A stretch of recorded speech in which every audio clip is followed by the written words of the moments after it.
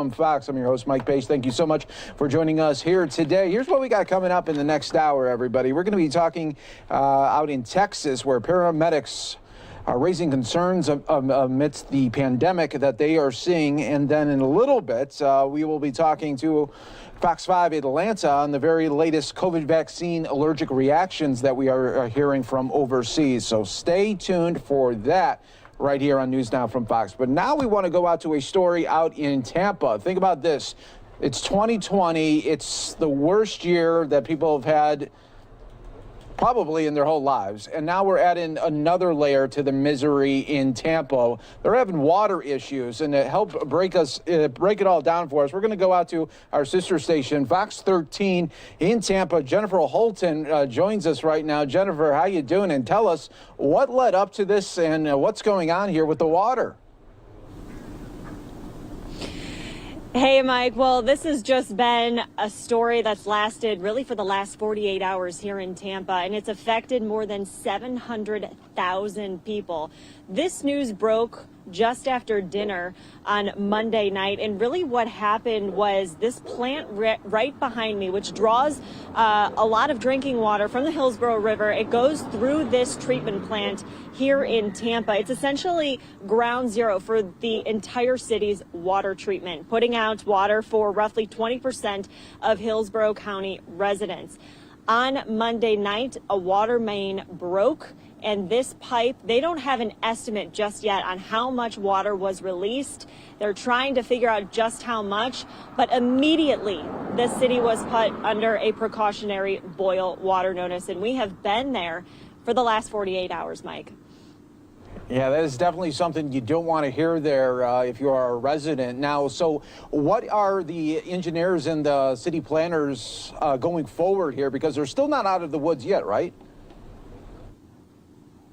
No, they're not out of the woods. And just to give a little background on what exactly they were working on, it was a pipeline interconnection that they were working on before a new station here could be built at this water treatment facility.